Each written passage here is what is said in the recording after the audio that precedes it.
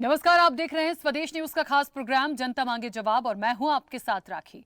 जनता मांगे जवाब में आज बात 24 के राग की और प्रजातंत्र वर्सेस परिवारवाद की, विधानसभा और लोकसभा चुनाव में जीत के दावों की और सियासी दलों के इरादों की। जी हां, मध्य प्रदेश, छत्तीसगढ़, राजस्थान के साथ ही तेलंगाना और मिजोरम में साल के अंत में विधानसभा चुनाव है। लेकिन इन 5 राज्यों में से यदि तेलंगाना और मिजोरम को छोड़ दिया जाए तो मध्य प्रदेश, छत्तीसगढ़ और राजस्थान न सिर्फ 2023 बल्कि 2024 में होने वाले आम चुनाव के नजरिए से भी महत्वपूर्ण है। और यही वजह है कि इन राज्यों में भाजपा हो या कांग्रेस, दोनों ही दलों के केंद्रीय नेता भी जीत की जद्दोजहद के लिए जोर आजमाइश कर रहे हैं। एमपी के साथ ही छत्तीसगढ़ और राजस्थान के लिए भाजपा और कांग्रेस के बड़े नेताओं की बेचैनी साफ देखी जा सकती है। कुल मिलाकर कहा जा सकता है कि 5 राज्यों में 3 राज्यों में होने वाले विधानसभा चुनाव के नतीजे बहुत कुछ 2024 की तस्वीर को साफ करने वाले हैं। और यही वजह है कि भाजपा हो या कांग्रेस, दोनों ही दलों के नेताओं का सीधा फोकस देश के दिल के साथ ही छत्तीसगढ़ और राजस्थान भी है। जनता मांगे जवाब में इसी मुद्दे पर करेंगे चर्चा। 24 का राग प्रजातंत्र वर्सेस परिवारवाद में।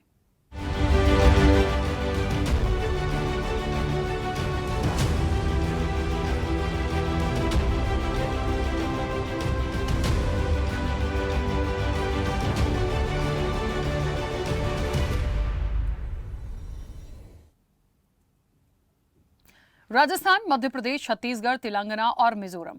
अभी राजस्थान और छत्तीसगढ़ में कांग्रेस की सरकार है, मध्य प्रदेश में बीजेपी, तेलंगाना में भारत राष्ट्र समिति और मिजोरम में मिजो नेशनल फ्रंट की सरकार है। मतलब सिर्फ मध्य प्रदेश में भाजपा की सरकार है, वो भी कैसे बनी थी सभी जानते हैं। कल एक कार्यक्रम के दौरान राहुल गांधी दावा भी कर चुके हैं कि 5 राज्यों के चुनाव में कांग्रेस मध्य प्रदेश और छत्तीसगढ़ में विधानसभा चुनाव जीत रही है। तेलंगाना को लेकर उनको संशय है। राहुल गांधी राजस्थान में मुकाबला करीबी बता रहे हैं, लेकिन कह रहे हैं कि उनको पूरा यकीन है कि जीत कांग्रेस की ही होगी। राहुल कहते हैं कि बीजेपी जनता के मुद्दों से ध्यान भटकाने के लिए कई हथकंडे अपनाती है, इनसे कैसे निपटना है हमने सीख लिया है। अब राहुल गांधी कह रहे हैं कि विपक्ष के साथ भारत की 60% आबादी है।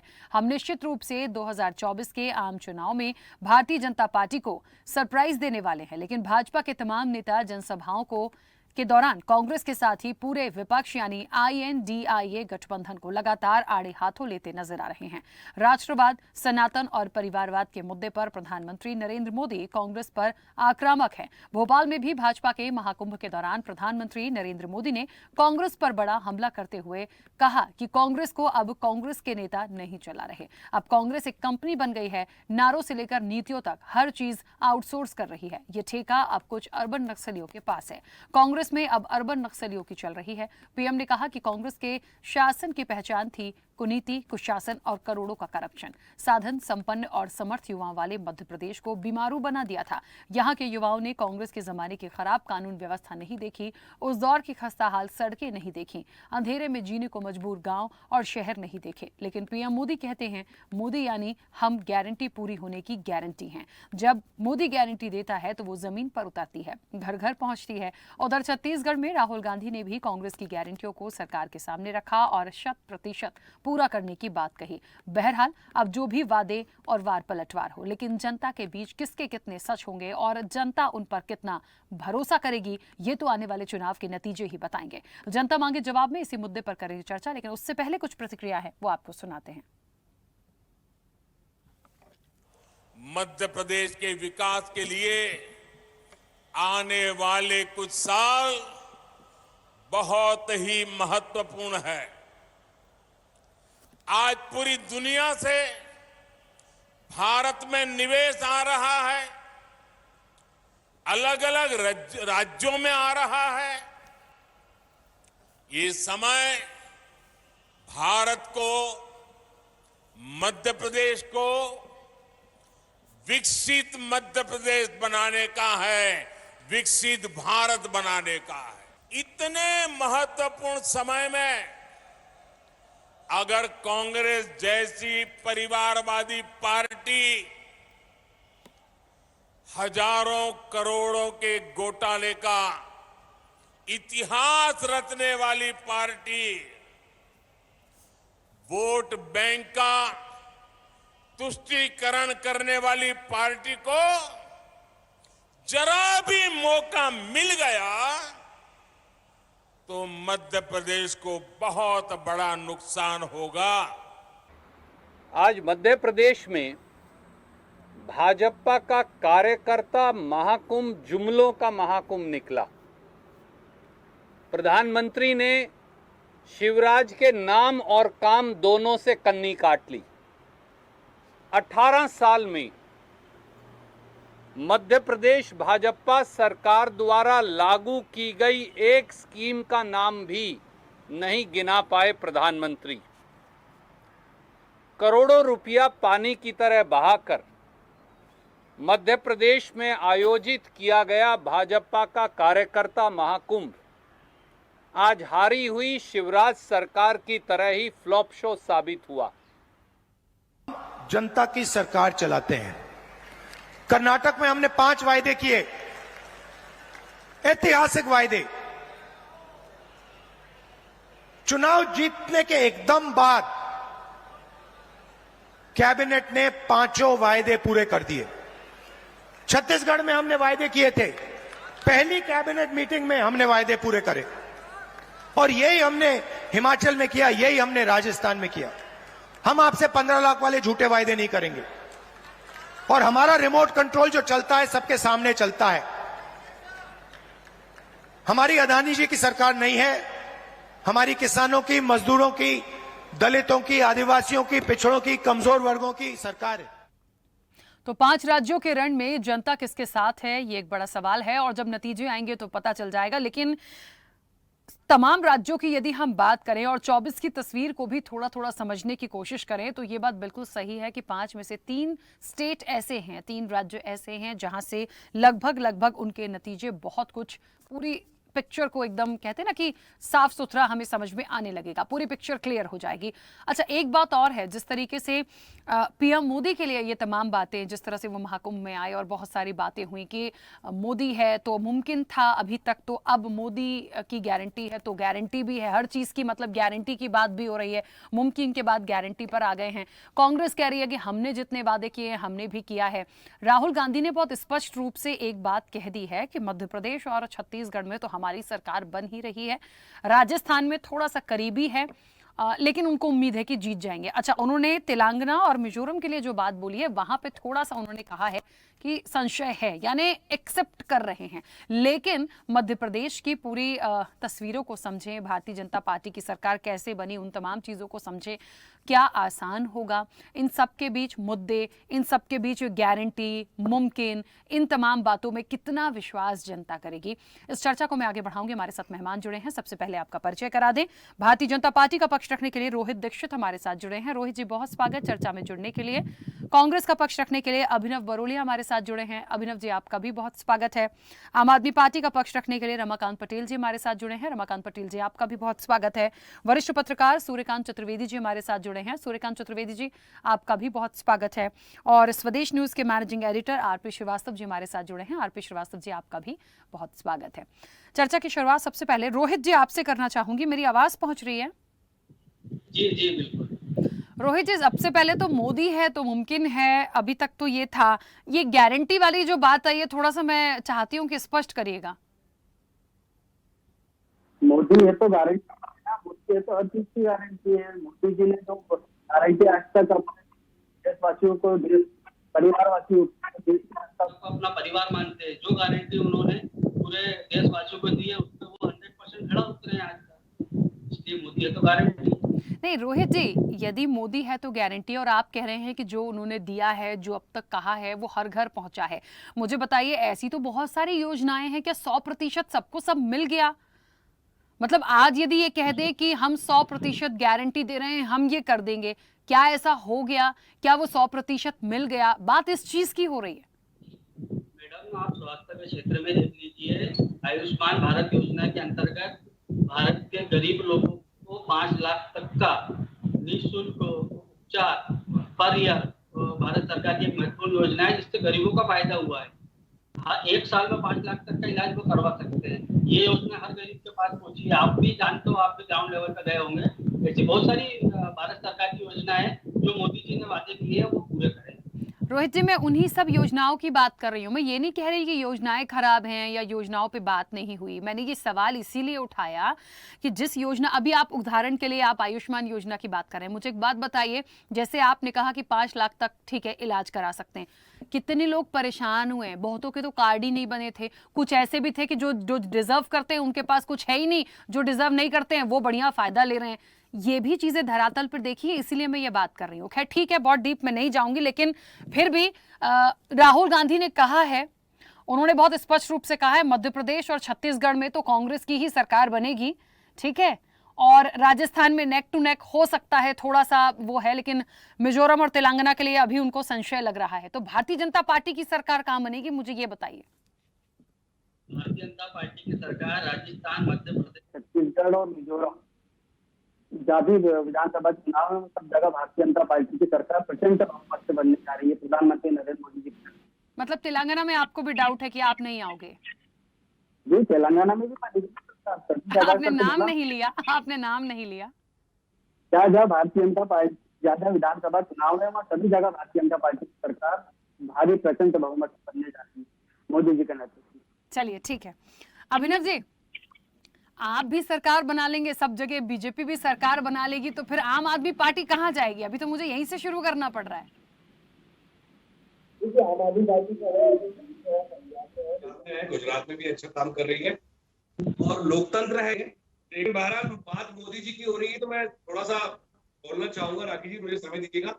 मोदी जी जिस तरीके से आए थे इवेंट के माध्यम से, आपने देखा होगा, अब की बार मोदी सरकार, अब की बार महंगाई की मार, और 2 करोड़ रोजगार पर साल दिए जाएंगे, और ये समझिए कि 15-15 लाख सबके अकाउंट में आएंगे। ये जुमले, मतलब नरेंद्र मोदी जी लगातार जिस तरीके से जुमलेबाजी करके यहाँ पे आए थे 9.5 साल के बाद, आज वो पूरे तरीके से खोखले साबित हो चुके हैं। आज देखने को मिला कि महाकुंभ 10 लाख लोगों का बोला गया था, लेकिन वहां पे 25-50 हजार लोगों से ज्यादा लोग नहीं थे। मतलब पूरा इकट्ठा करने के बाद सोचिए कितना गुना कम हो गया इनका जो ग्लैमर, जो इनको बोलते थे कि अरे मोदी मोदी, जो चिल्ला चोट होती थी, वो अब शायद खत्म हो चुकी थी, क्योंकि जनता ऊब चुकी है, जनता परेशान हो चुकी है, जनता बोर हो गई है। जनता को अब चाहिए। इन्होंने आज मोदी जी ने यहाँ पर मध्य प्रदेश में आके संविदा कर्मचारी जिस तरीके से पिट रहे हैं, रोड पर FIR हो रही है, नर्सिंग स्टूडेंट्स जिन पर वाटर कैनन चले, उनके बारे में भी कोई बात नहीं हुई, 12 लाख पटवारी बच्चे, 40 लाख रजिस्टर्ड बेरोजगार युवा, उनके बारे में भी कोई बात नहीं हुई, महंगी बिजली जिस तरीके से है उसके बारे में कोई बात नहीं हुई, अस्पताल, सड़कें, ये सब तमाम मुद्दे थे, वो कहीं पर भी देखने को नहीं मिला। शिवराज सिंह चौहान जी के 18 साल के जो शासनकाल था, उसमें भी क्या योजनाएं थी, उसका भी कोई गुणगान नहीं हुआ, स्टेशन का गलत नाम बोलकर गए। तो ये तमाम चीजें दिखा रही है कि अब बहुत ही, मतलब एक कहते हैं ना, बिल्कुल एक अवसाद के दौर पे गुजर रही है और अपने अस्तित्व की लड़ाई लड़ रही है भारतीय जनता पार्टी। तमाम इनके नेतागण और सब लोग वैसी पार्टी छोड़ रहे हैं। तो मोदी जी भी आज अपने आप को, मुझे देख के ऐसा लगा कि असहाय महसूस कर रहे थे वो अपने आप को, और तमाम जो 9.5 साल से उनका एक जो आभा मंडल बना हुआ था, आज वो तिलस्म टूटता हुआ दिखा।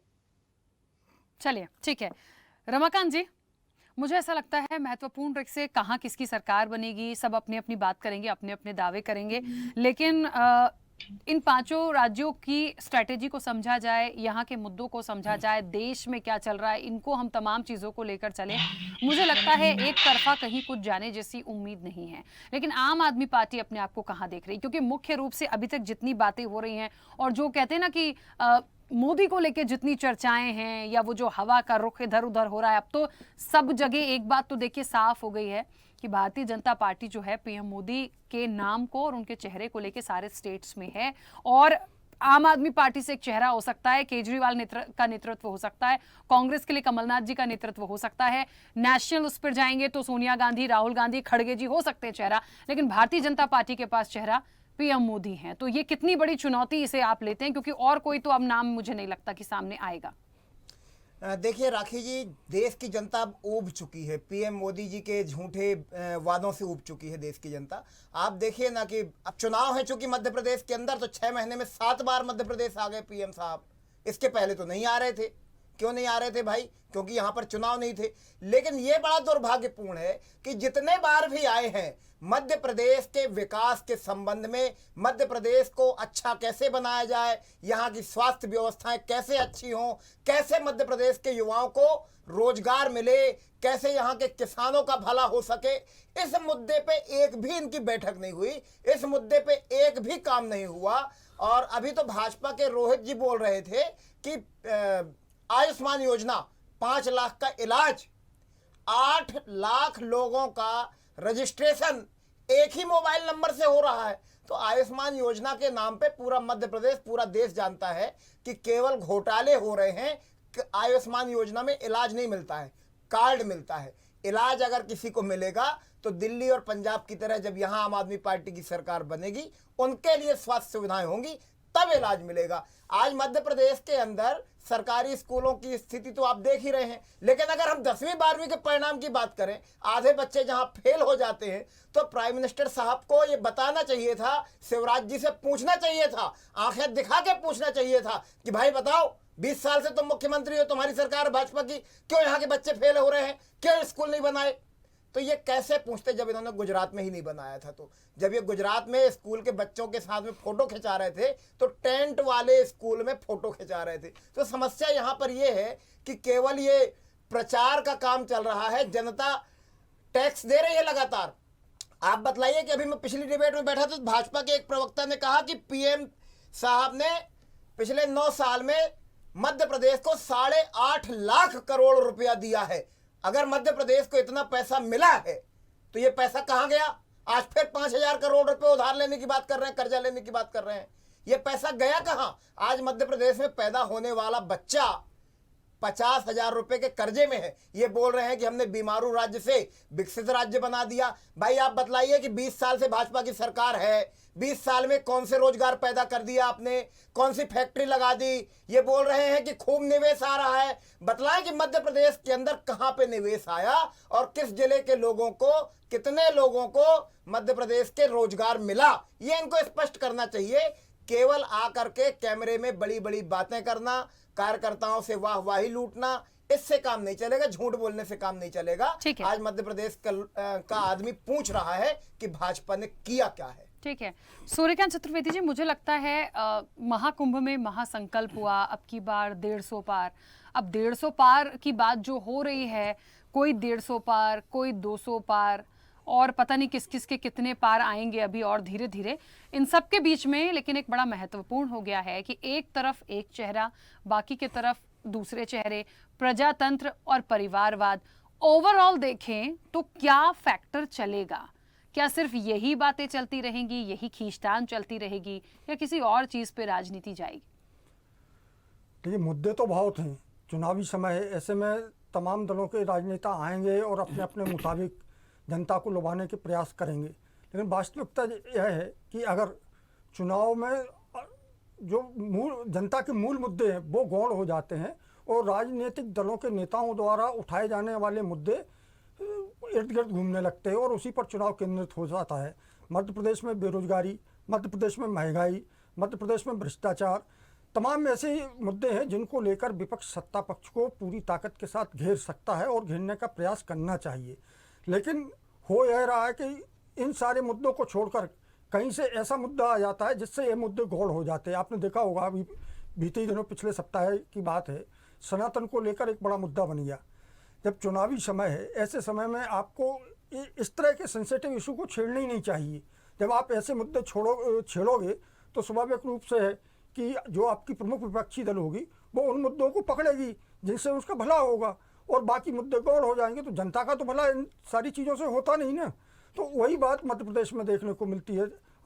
विपक्ष में कोई भी राजनीतिक दल हो, उसे चाहिए कि उस सरकार को जनता के मुद्दों पर चुनाव मैदान में उतरने के लिए मजबूर करे, लेकिन ऐसा होता दिखता नहीं है। बाधे चुनाव का समय है तो बाधे कांग्रेस भी करेगी, भाजपा भी करेगी, आप भी करेगी और अन्य राजनीतिक दल भी करेंगे। लेकिन वो राजनीतिक दल जनता के भरोसों पर कितना खरा उतरते हैं, इस चीज़ की पुष्टि तो चुनाव परिणाम आने के बाद ही होती है कि जनता किसके वादे पर भरोसा करती है और किसके वादे पर भरोसा नहीं करती है। क्योंकि मध्य प्रदेश का अगर राजनीतिक पूरा सिनेरियो देखें आप तो मध्य प्रदेश में लगभग अब तक 2 दलीय व्यवस्था रही है। कांग्रेस और भारतीय जनता पार्टी के बीच ही मुकाबला होता रहा है और पिछले चुनाव की तस्वीर देखने से लगता है कि मध्य प्रदेश में इस बार भी बेहद रोचक मुकाबला होगा। कांग्रेस और भारतीय जनता पार्टी के बीच तो बेहद करीबी मुकाबला रह सकता है और जिस तरह की खबरें आ रही हैं, जिस तरह का माहौल है, उसे देखते हुए अब निश्चित रूप से मध्य प्रदेश में भारतीय जनता पार्टी के केंद्रीय नेतृत्व ने चुनाव की पूरी बागडोर अपने हाथ में संभाल ली और यही वजह है, आप देख रही होंगी, यह पहला मौका है कि अमित शाह जी को भी मध्य प्रदेश में आना पड़ा और इतनी सक्रियता दिखानी पड़ रही है।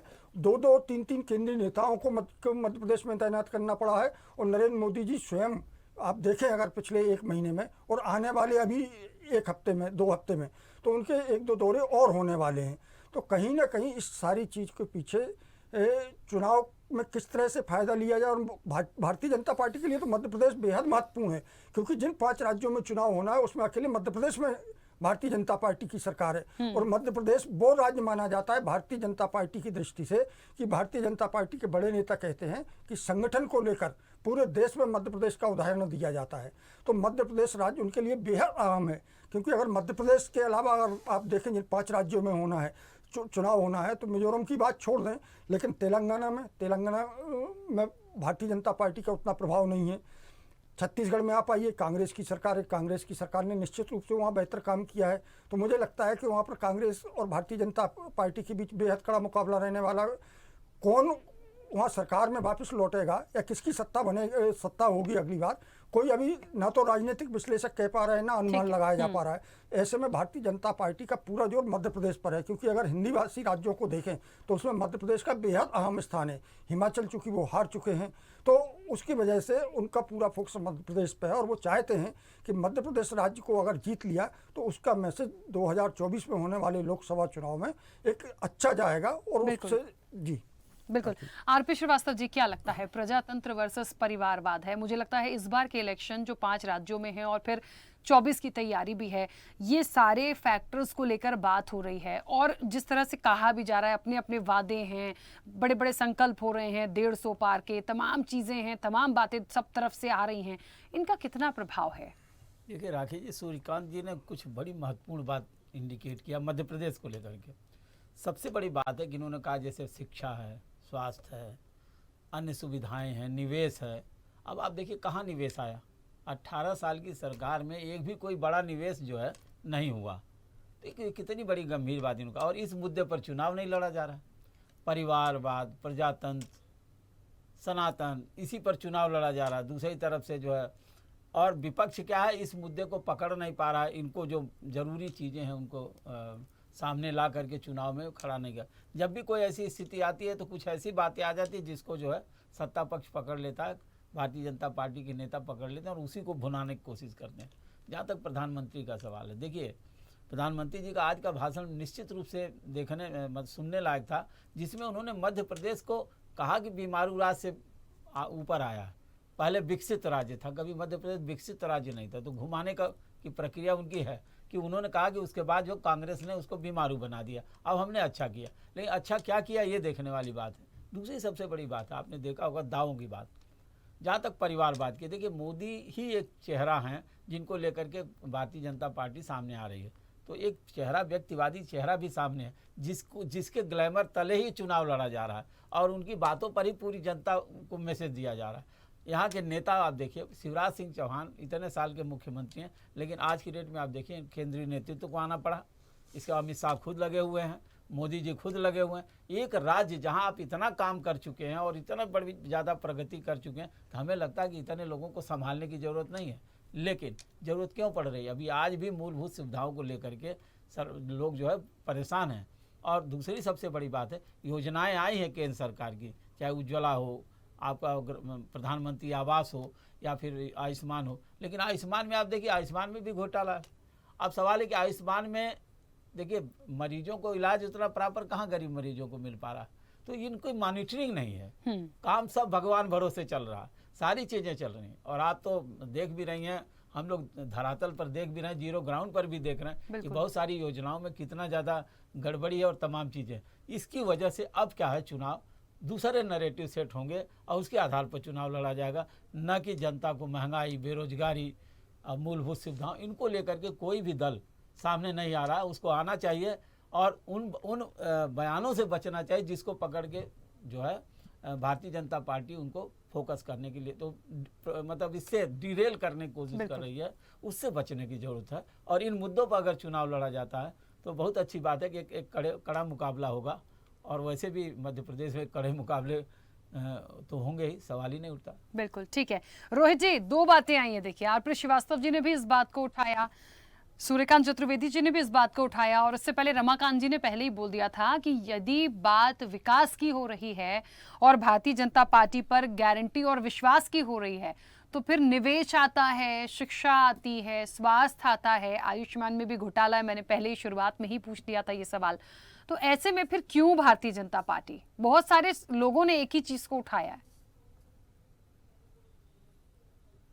जैसे ही कमलनाथ की सरकार बनी है उसके बाद उन्होंने सबसे पहले ऐसी योजनाओं को बंद करने का काम करा है जो जनता से डायरेक्ट, जनता जिनसे लाभान्वित होती थी, जनता की मूलभूत सुविधाओं के लिए, जैसे मुख्यमंत्री विवाह योजना है, संबल योजना जैसी महत्वपूर्ण योजना इन्होंने बंद करने का पाप किया है। तो ये तो ऐसी फालतू की बातें करे ही ना, है ना। और जहाँ तक आप बोल रहे हो शिक्षा के क्षेत्र में, आज मुख्यमंत्री सीएम राइज योजना के अंतर्गत पूरे प्रदेश में सीएम राइज स्कूल खोले जा रहे हैं जहाँ शिक्षा के स्तर को और बेहतर बनाने का माननीय मुख्यमंत्री जी का प्रयास है। और भी अनेक कई योजनाएं हैं जिससे पूरे प्रदेश के लोग लाभान्वित हो रहे हैं। रोहित जी, निवेश कितना आया? 3 लोगों ने एक ही सवाल उठाया है। हम विकास की बात कर रहे हैं ना, रोजगार की बात कर रहे हैं, निवेश कितना आया? जी, निवेश भी भारतीय जनता पार्टी की सरकार ने दिया है और रोजगार भी उपलब्ध, आवश्यकता अनुसार रोजगार भी उपलब्ध कराए हैं। जो निवेश आया है वो सब भाजपा के नेताओं की जेब में चला गया है, जनता के हिस्से में तो कुछ नहीं आया। कहीं कोई फैक्ट्री नहीं बनी, कहीं कोई फैक्ट्री नहीं बनी। ये बतला दे, एक फैक्ट्री बतला दे जो बनी हो भाजपा के शासनकाल में, एक फैक्ट्री बतला दे, एक फैक्ट्री बतला दीजिए जो भाजपा के शासन में बनी है, एक फैक्ट्री बतलाइए, एक फैक्ट्री बतलाइए जो भाजपा के शासन में बनी है, एक फैक्ट्री। मैं ज्यादा नहीं बोल रहा हूँ। राखी जी इनसे पूछे कि 20 साल के भाजपा के शासनकाल में कौन सा एक उद्योग लगा है जिससे लोगों को रोजगार मिला हो, बताइए। भोपाल में ही गोविंदपुरा औद्योगिक क्षेत्र से हजारों, अरे भाई एक फैक्ट्री का नाम बता दीजिए जो सरकार की कृपा से बनी हो। एक फैक्ट्री बतलाइए, एक फैक्ट्री बतलाइए। पूरे प्रदेश सरकार की उससे चल रहा है। अरे भाई आप एक फैक्ट्री बतलाइए ना रोहित जी, केवल एक उद्योग की बात कर रहा हूं। कौन सा उद्योग लगा भाजपा की सरकार में? 20 साल के भाजपा के राज में कौन सा उद्योग लगा? केवल एक उद्योग का नाम बता दीजिए। गूगल कर लीजिए, नहीं आ रहा है तो गूगल कर लीजिए, समय दे रहे हैं आपको। और आप कौन से स्कूलों की बात कर रहे हैं? वहां मध्य प्रदेश के सरकारी स्कूलों में टीचर नहीं है भाई, टीचर नहीं है। 50,000 से ज्यादा स्कूलों में बिजली नहीं है। ये बात कर रहे हैं शिक्षा व्यवस्था सुधारने की, बच्चियों के लिए टॉयलेट की व्यवस्था नहीं है, हैंड वॉश यूनिट नहीं है। क्या बात कर रहे हैं रोहित जी? आंकड़े दुरुस्त करके आइए। भाजपा की तारीफ करने के लिए आप बैठे हैं, मैं मान रहा हूं, लेकिन भैया उस बात को करिए जो आपने किया हो। कोई काम नहीं किया है। अब अगर आप बात करेंगे कि हमने जो है इंफ्रास्ट्रक्चर किया, महाकाल लोक किया, तो महाकाल लोक में घोटाला किया है आप लोगों ने, खूब घोटाला किया है। रोहित जी, मुझे ऐसा लग रहा है भीतर जो है मूर्तियां गिर जाती हैं। ठीक है, 1 मिनट रमाकांत जी, 1 मिनट। रोहित जी, मुझे ऐसा लग रहा है कि क्या भारतीय जनता पार्टी ये सोचकर बैठ गई है कि पीएम मोदी का जो चेहरा है उनकी काट कोई कर नहीं पाएगा, और अब तो हर जगह वो जा रहे हैं, उन्हीं को सबसे आगे सामने रखा हुआ है उस चेहरे को, तो ज्यादा कुछ करने बोलने की शायद जरूरत नहीं है बीजेपी को। उनको लग रहा है, उनका कॉन्फिडेंस ऐसा है भारतीय जनता पार्टी का कि मोदी है तो मुमकिन है, और अब तो मोदी है तो गारंटी भी है, तो शायद सारे स्टेट्स में इलेक्शन निकल जाएंगे। ये सोच तो नहीं आ गई भारतीय जनता पार्टी में? राखी जी, भारतीय जनता पार्टी की सरकार ने गरीबों के लिए, मजदूरों के लिए, किसानों के लिए काम किया है, और यह धरातल पे किसानों को दिखता है, मजदूरों को दिखता है, इस प्रदेश की जनता को दिखता है। इसलिए हम बिल्कुल आश्वस्त है, प्रचंड बहुमत के साथ 5वीं बार फिर से हम भारतीय जनता पार्टी की सरकार मध्य प्रदेश में बनाएंगे। चलिए, अब बनेगी कि नहीं आने वाले समय में देखेंगे। मुझे सटीक जवाब तो नहीं मिला। अभिनव जी, अपनी बात रखिएगा। ये लगातार जिस तरीके से मैं सुन रहा हूँ कि यहाँ पर भाजपा के प्रवक्ता बिल्कुल अपने असहज है, तो मोदी जी असहज थे आज, उसी तरीके से आज भाजपा के यहाँ पे प्रवक्ता जी भी असहज। तो ये दिखा रहा है कि जनता अब इन लोगों से बोर हो चुकी है, इनको सुनना भी नहीं चाहती है और ये बोलना भी नहीं चाहते, क्योंकि लगातार घोटाले पर घोटाला करते चले गए। लगातार 50% कमीशन की बातें पूरे मार्केट में चौक चौराहों पे हो रही है। घोटाला प्रदेश बन गया है। तो अब इन सब चीजों की काट करने के लिए अब इवेंट पे इवेंट कराते जा रहे हैं। जनता के टैक्स का पैसा आप देखिए, कितना बड़ा पंडाल, कितने बड़े बड़े गेट, कितने सारे होर्डिंग, ये कहां से है? तो बंदरबाट चल रही है पैसों की। मतलब जो जनता के टैक्स का पैसा है उसको कैसे हम बांटे, वो ऊपर से लेकर नीचे तक भारतीय जनता पार्टी के नेता मंत्री सभी लोग लगे हुए। तो अब आखिरी समय है, अपने अवसाद के दौर में असद की लड़ाई लड़ रही है और जनता को जितना ठग सकती थी वो ठग चुकी है। तो यह थकी हारी, जिस तरीके से भाजपा के प्रवक्ता भी थके आ रहे हैं, उसी तरीके से भारतीय जनता पार्टी नरेंद्र मोदी जी से लेकर शिवराज सिंह चौहान जी तक पूरे तरीके से थक हार चुकी है। जनता का पैसा लेकर पेट इतना फूल गया है कि अब डकार भी लेते नहीं बन रही है और ऐसा लग रहा है कि बिल्कुल सो जाए कुंभकर्ण की नींद। तो हम तो सोने नहीं देंगे इनको, इनके भ्रष्टाचार और घोटालों को लगातार उजागर करते रहेंगे और जेल भी पहुंचाएंगे सरकार बनने के बाद। तो अब ये थकी हारी पार्टी से, इनके नेताओं से जनता उब चुकी है और नया सूरज आपको आने वाले 2023 और 2024 में देखने को मिले। अच्छा, एक छोटा सा सवाल अभिनव जी, जिस तरीके से राहुल गांधी ने कुछ चीजें क्लियर करी, मैंने शुरुआत में भी बोला था कि मध्य प्रदेश छत्तीसगढ़ में कांग्रेस की सरकार है, राजस्थान का जहां तक जिक्र निकला है, क्या कुछ ऐसा उनको संशय क्यों है? क्या डाउट है गहलोत सरकार पर? क्या काम नहीं किया है कांग्रेस ने बहुत अच्छा? कहाँ मतलब ऐसा क्यों डाउट है, मुझे समझ नहीं आया। राहुल गांधी जी ने आज तक से लेकर, ये लोग राहुल गांधी जी का बहुत उपहास बनाते हैं भाजपा वाले, लेकिन शुरू से लेके जब से भारत जोड़ो यात्रा उन्होंने करी उसके बाद तो ये लोग बिल्कुल ठंडे पड़ गए, क्योंकि जनता का हुजूम, उसके बाद हिमाचल की जीत, कर्नाटक की जीत, उन्होंने हमेशा बोला, जो बोला वो धरातल पे उनको जो रिपोर्ट्स मिली उसके अनुसार बोला। उन्होंने बताया है कि राजस्थान में टाइट पोजीशन है, कड़ा मुकाबला तो बिल्कुल है। लोकतंत्र है, लोकतंत्र में अगर कोई सच बोल रहा है तो हमें मानना चाहिए। मध्य प्रदेश छत्तीसगढ़ में उन्होंने क्लियर कट जीत बताई है, तेलंगाना में उन्होंने स्थिति संचय में बताई है। तो ये सारी बातें ये बताती हैं कि हम गंभीरता के साथ हवा में बात नहीं करते। अब की बार कोई नेता आ रहा है कह रहा है अब की बार 200 पार, कोई आ रहा है 150 पार, कोई आ रहा है 170 के पार, कोई कह रहा है 135 आ जाएंगे। तो ये चीजें जो होती है की गारंटी नहीं होती है। हमने 100 दिन में कर्नाटक में गारंटी पूरी करी, 5 गारंटी। ये बताती है, जनता समझ रही है कि कांग्रेस जो बोल रही है वो कर रही है। छत्तीसगढ़ में गोबर खरीदा 10 रुपए का, हमने जो बोला वो किया। 76 लाख परिवारों को राजस्थान में हमने सिलेंडर दिया, जो बोला वो किया। ओल्ड पेंशन स्कीम कर्मचारियों के लिए हिमाचल में लागू हमने 1 साल में की, तो की, जो है वो है। लेकिन आप 20 साल में आपने क्या किया, आपके पास जवाब नहीं है। मोदी जी मंच से कुछ बोल ही नहीं पाए। का चेहरा है शिवराज जी, इतने लंबे समय के मुख्यमंत्री रहे शिवराज जी, उनकी कुछ तो बातें गिनाते आप, लेकिन वो भी नहीं गिनाई। तो ये दर्शाता है कि थकी हारी पार्टी से सब उठ चुके हैं, ये खुद इनके खुद लोग उठ चुके हैं, यहाँ पे बैठे हुए लोग भी बोल नहीं पा रहे।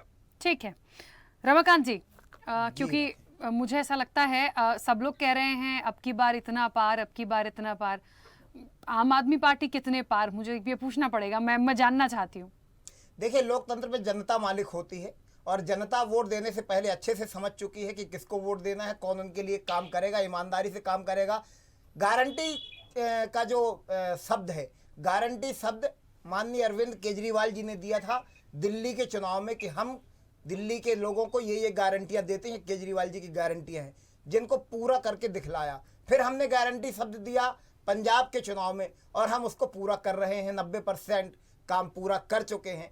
अब मध्य प्रदेश के लोगों के लिए आम आदमी पार्टी अरविंद केजरीवाल जी की 10 गारंटियां अभी तक आई हैं, वो पूरी होंगी। तो लोकतंत्र में जनता मालिक होती है। निश्चित तौर पे नेता अपनी अपनी बातें करेंगे, लेकिन सच्चाई ये है कि जनता देख रही है कि किस प्रकार से पिछली बार मिले हुए जनादेश का अपमान दोनों पार्टियों ने किया।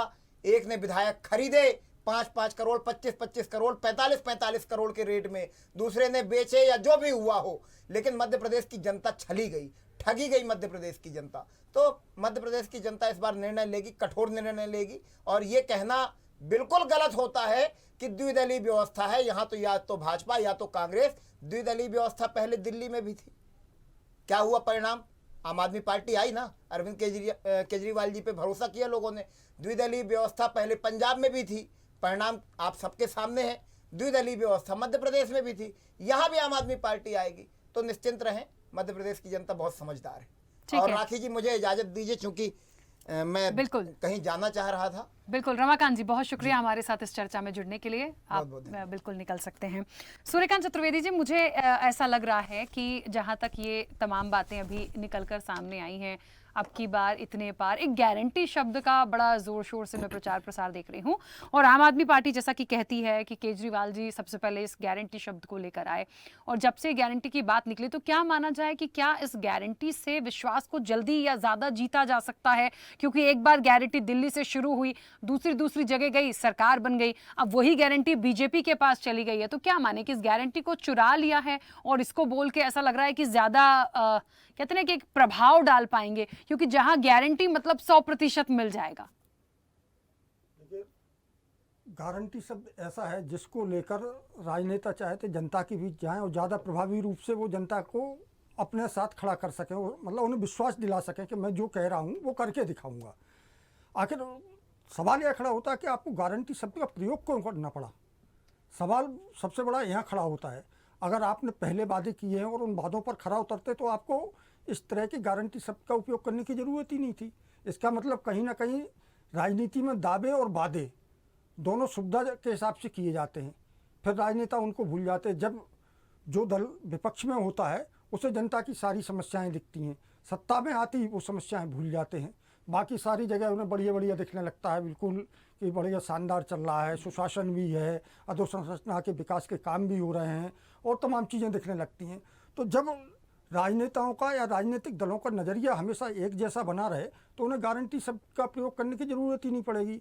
और मेरा तो मानना यह है कि जब आप सरकार में होते हैं तब आप इतना अच्छा काम करते हैं अगर, तो आपको क्यों इतनी ज़रूरत पड़ती है तामझाम दिखाने की, तमाम दौरे करने की, तमाम सभाएं करने की।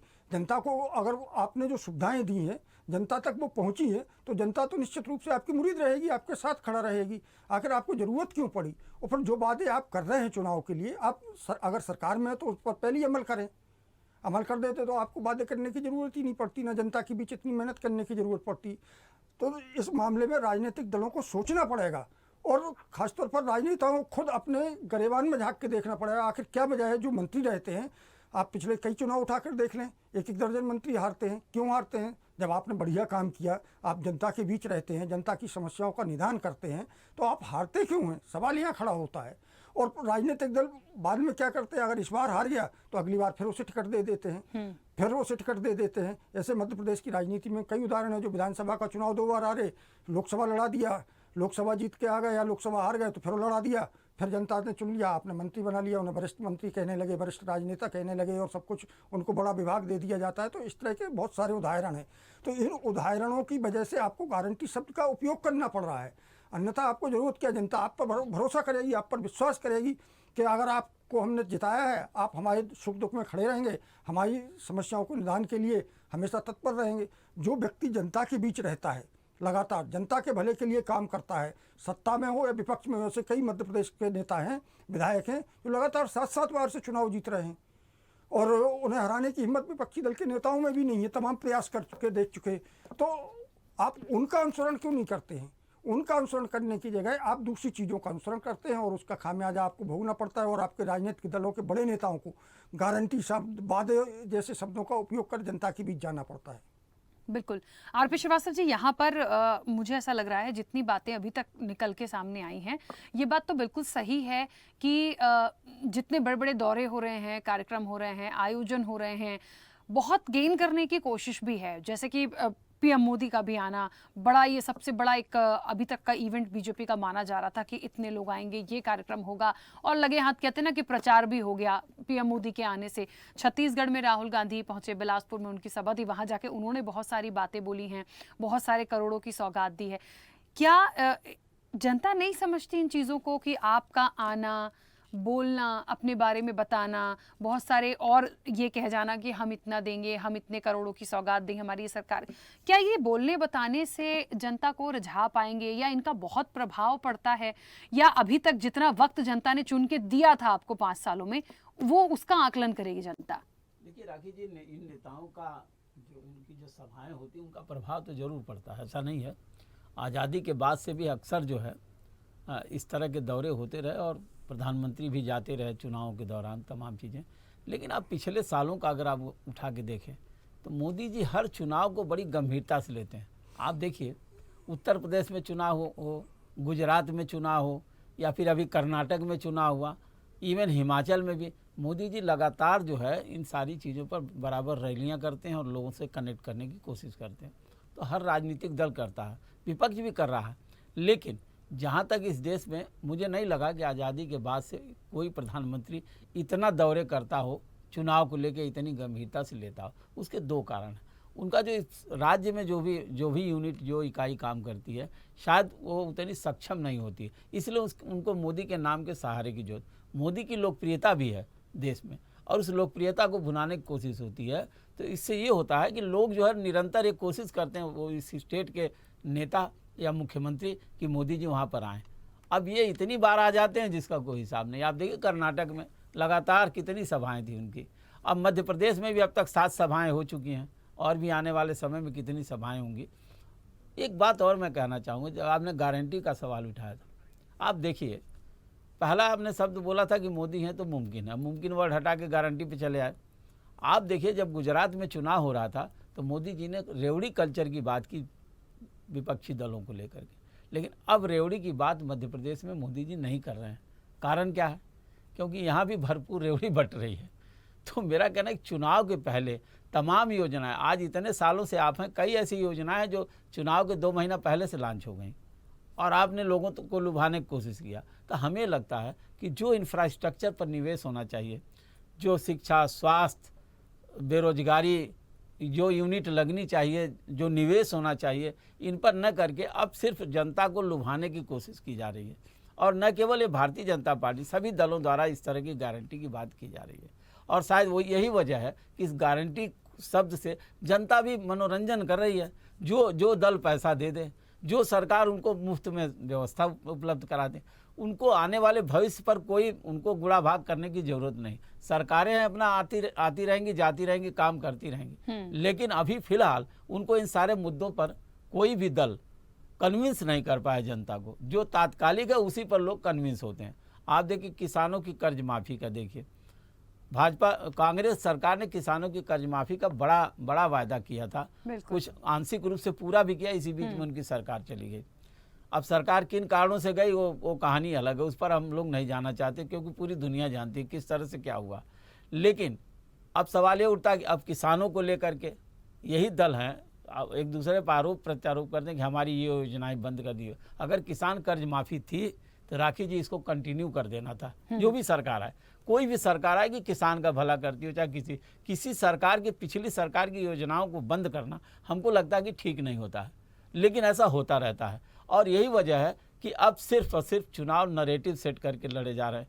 कभी धर्म के नाम पे लड़ा जाएगा, कभी जो है आप देखिए परिवारवाद, भ्रष्टाचार और आरोप प्रत्यारोप एक दूसरे तरफ से लगेंगे और इन पर चुनाव लड़ने की कोशिश हो रही है, न कि मूलभूत समस्याओं को लेकर के। और न इतनी बड़ी, आप बताइए मध्य प्रदेश में आज जो है कर्ज कितना बढ़ गया। ये सवाल अच्छा है कि कर्ज लेके, वही कर्जा लेके घी पीने वाली बात है।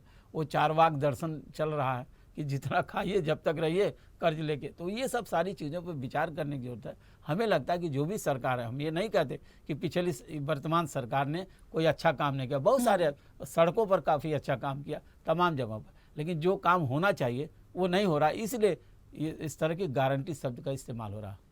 बिल्कुल ठीक बात है। और मुझे ऐसा लगता है रोहित जी, खास तौर पर भारतीय जनता पार्टी के लिए अभी तक इस पूरी चर्चा में जितनी बातें निकल कर आई हैं, गारंटी का जिक्र भी हो गया, जो कहा गया था, कौन कितने पार जाएगा ये इसका जो निर्णय होगा वो जनता दे देगी। लेकिन एक बात बिल्कुल सही है, जैसे कांग्रेस कह रही थी, अभिनव जी भी कह रहे थे कि बहुत साफगोई से एक्सेप्ट कर लेना कि हमारी यहाँ सरकार बन सकती है, यहाँ हमें थोड़ा डाउट है या हो सकता है टफ हो सकता है। पर बीजेपी को सारे स्टेट्स में ही लग रहा है कि उनकी सरकार बन जाएगी। मतलब इतना कॉन्फिडेंस कैसे, इसका राज क्या है? पीएम मोदी मोदी के नेतृत्व में जो देश में विकास हुआ है वो हमारा वो कॉन्फिडेंस है हमारा। और दूसरी बात कि अभी रेवड़ी की जो बात चल रही थी, लाडली बहना जैसी महत्वपूर्ण योजना माननीय शिवराज सिंह चौहान ने मध्य प्रदेश की बहनों के लिए बनाई है, जिससे मध्य प्रदेश की आबादी जिससे लाभान्वित हो रही है उनकी जिंदगी बदलने का काम माननीय मुख्यमंत्री जी ने किया है।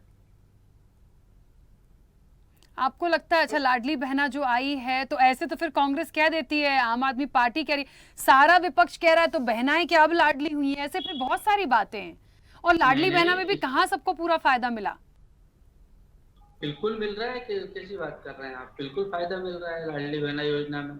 और कोई ऐसा नहीं है कि अभी लाडली बहना, जब माननीय मुख्यमंत्री जी 2005 में जब मुख्यमंत्री बने थे उस समय उन्होंने लाडली लक्ष्मी योजना जैसी महत्वपूर्ण योजना, पहले अभिशाप थी लड़कियां, पहले बहनें हमारी बच्ची जब पैदा होती थी तो भ्रूण हत्या उनकी कर दी जाती थी, अभिशाप थी। आज लखपति बच्चियां पैदा मध्य प्रदेश की धरती पर हो रही है, ये शिवराज सिंह जी चौहान का कमाल है। चलिए, मतलब अब मैं बहुत ज़्यादा कुछ टिप्पणी अभी करना नहीं चाहूँगी, मुझे लगता है ठीक नहीं होगी, लेकिन वो जो जवाब आ रहे हैं वो मेरे को कुछ समझ नहीं आए। ठीक है अभिनव जी, मतलब पहले जो बच्चियां होती थीं या बेटियां होती थीं वो अभिशाप थीं और अब जो आ रही हैं वो लखपति हैं, मतलब पूरा क्रेडिट, और वो कह रहे हैं इसका क्रेडिट प्रदेश के मुखिया को जाता है, मतलब बाकी जो परिवार वाले उनका क्या, मतलब मुझे बात ही समझ नहीं आई। लगेगी अब ये क्या है, बहुत थके आ रहे हैं, इनके पास जवाब नहीं, तो ये समझ ही नहीं पा रहे हैं कि बोलना क्या है करना क्या है, क्योंकि इनके नेता और वो लोग भी आज भी कंफ्यूज थे मोदी जी, उसी तरीके से आज यहाँ पे बैठ के इनके प्रवक्ता भी कंफ्यूज है। तो बहरहाल वो ठीक है, मैं तो बहस भी नहीं करना चाहता हूँ, नहीं तो मेरा वो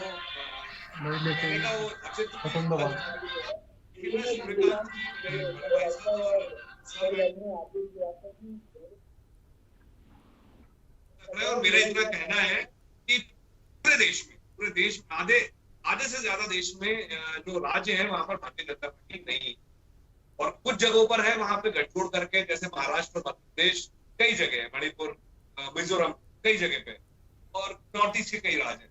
उसी तरीके से मतलब आप सोचिए ये कहीं पर भी सस्टेन नहीं कर रहे, थोड़े बहुत 4-5 राज्य हैं जैसे उत्तर प्रदेश और गुजरात, तो यहाँ पर इसके अलावा ये कहीं पर भी नहीं है। तो ये घमंड और अहंकार बातें करना इनको छोड़ देना चाहिए,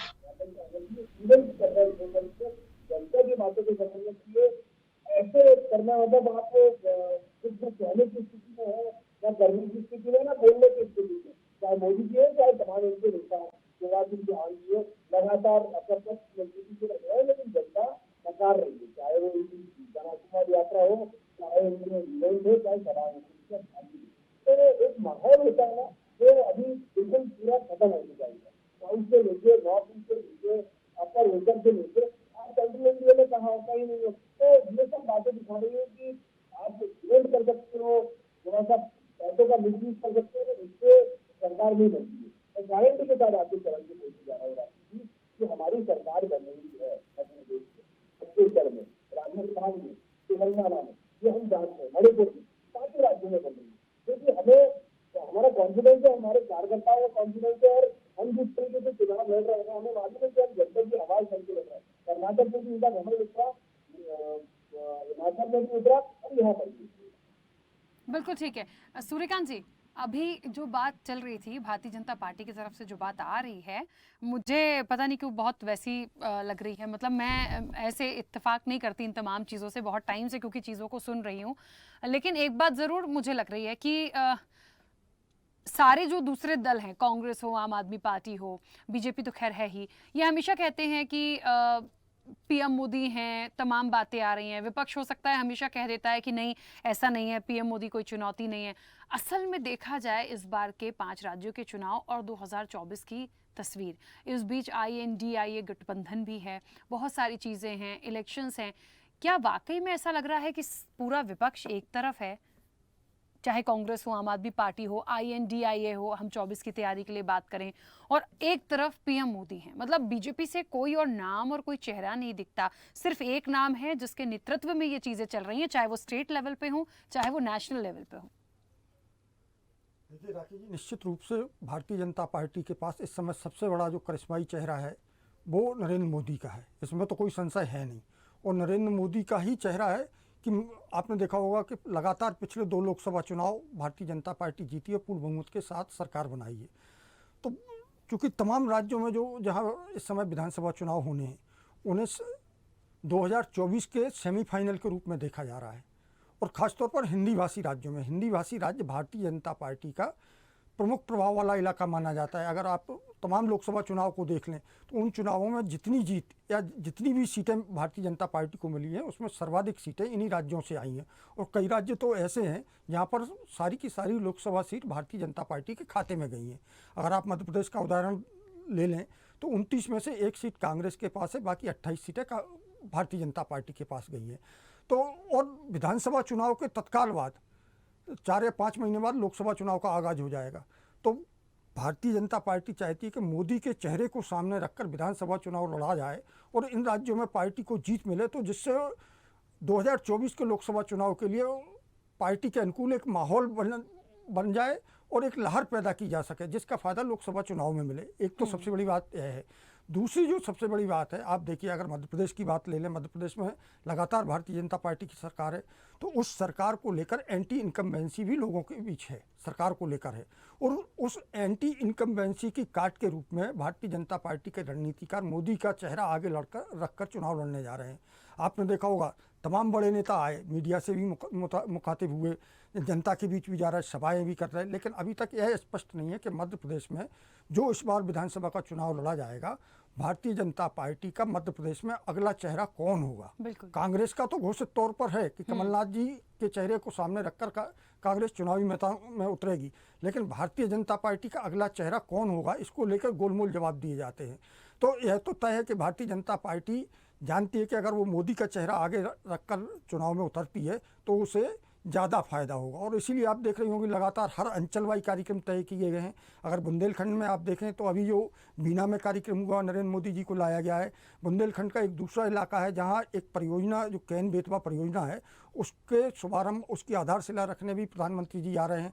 उसके अलावा आप अगर अन्य अंचलवाई इलाके देखें तो रणनीति ऐसी बनाई गई है कि मोदी जी को उन अंचलों में ले जाया जाए और अंचलवार उनके प्रभाव का फायदा भारतीय जनता पार्टी को मिल सके। अगर राजनीतिक दृष्टि से देखें तो यह बिल्कुल अच्छा कदम है, क्योंकि हर राजनीतिक दल चाहता है कि वो अपने करिश्माई नेता को उतारे और उसकी बदौलत वो जीत हासिल करे, चाहे कांग्रेस हो, चाहे भारतीय जनता पार्टी हो, अन्य दल हो, तो उसका सब उपयोग करते हैं। तो वो भारतीय जनता पार्टी भी उपयोग कर रही है। बिल्कुल। आरपी श्रीवास्तव जी, अंतिम संक्षिप्त प्रतिक्रिया आपकी भी। नहीं, बिल्कुल देखिए क्या है, मोदी जी के अलावा भारतीय जनता पार्टी में उतना बड़ा करिश्माई चेहरा तो है नहीं कोई, और निश्चित रूप से उसका फ़ायदा भारतीय जनता पार्टी उठाना चाहेगी। जहाँ तक 2024 का लोकसभा चुनाव है, जिसको वर्तमान जो है राज्य जो भी हिंदी पट्टी के राज्य हैं, इनको एक सेमीफाइनल के रूप में देख सकते हैं। ज़्यादातर सीटें जो है भारतीय जनता पार्टी को इसी क्षेत्र में मिली हुई है। अगर मान लीजिए अगर यहाँ पर जीत हासिल नहीं होती है और सीटों में कमी बेसी आती है तो उसका असर अगले लोकसभा चुनाव पर जरूर पड़ेगा। दूसरी सबसे बड़ी बात, अब ध्यान देने योग्य बात है कि इन राज्यों में जिन भी 7-8 राज्यों में जहाँ भी भारतीय जनता पार्टी की सरकार है, विपक्ष के पास जो है उससे ज़्यादा राज्यों में सरकार है और उसको भी देखना होगा। तो एक तरह से इनको जिस तरह का यहाँ भारतीय जनता पार्टी का एक कोर वोट बैंक है इन हिंदी पट्टी क्षेत्र में, तो यहाँ पर निश्चित रूप से पूरा जो है दम खम लगा रही है भारतीय जनता पार्टी और अपने क्षेत्रीय नेताओं को जो मतलब मुख्यमंत्री हैं, अपने छत्रपों को पीछे साइड लाइन करके खुद नरेंद्र मोदी को सामने लाने की कोशिश हो रही, ताकि उनके करिश्माई चेहरे का लाभ भारतीय जनता पार्टी को मिल सके। अब देखिए तो चुनाव के बाद पता चलेगा कि कब क्या होगा, लेकिन इतना तो तय है कि मोदी जी को बहुत मेहनत करनी पड़ रही है। अब कितना मुमकिन साबित होती है तो देखने आने वाला समय बताएगा, वक्त ही बताएगा। बिल्कुल सही बात है और इसी के साथ समय भी हो गया है। अब सभी मेहमानों का बहुत शुक्रिया इस चर्चा में जुड़ने के लिए। तो निश्चित तौर पर देखिए 24 का राग है, प्रजातंत्र वर्सेस परिवारवाद है। देखिए परिवारवाद, प्रजातंत्र और इसके साथ कहते हैं अपनी अपनी बात की अब की बार इतने पार, किसी का 200 है, किसी का 150 है, किसी का कुछ है। इन सब पे जो अंतिम निर्णय है वो जनता देगी। लेकिन एक बात तो बिल्कुल सही है, चाहे राज्यों के चुनाव हो, चाहे 24 की एक तस्वीर हो, मुद्दे जो हैं लगभग मिले जुले हैं। योजनाओं का आकलन हो चुका है पहले ही, जनता सब समझ रही है। जिसको मिला है वो वोट देगा, जिसको नहीं मिला वो परिवर्तन करेगा। खैर ये तो अब आने वाले समय की बात है, देखना दिलचस्प होगा कि क्या होता है। जनता मांगे जवाब में इतना ही। बने रहिए स्वदेश न्यूज के साथ, सबसे पहले देश। ऐसे ही वीडियोस के लिए लाइक करें, शेयर करें, फॉलो करें। YouTube पर जाकर सब्सक्राइब कर बेल आइकन दबाना ना भूलें और ताजा अपडेट्स के लिए स्वदेशलाइव.com पर जरूर जाएं।